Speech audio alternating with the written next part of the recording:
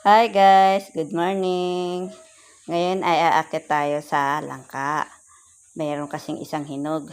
Kukuhanin daw maya eh. Ayan, nangangatog-ngatog pa nga yung tuhod ko dyan guys. Masyadong matarik yung hagdan.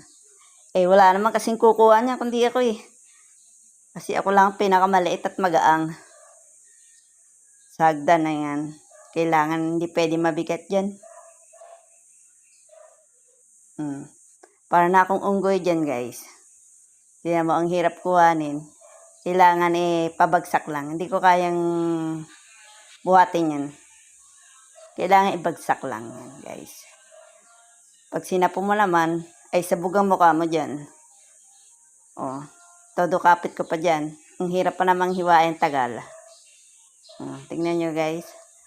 Makikita niyo yan pagbagsak.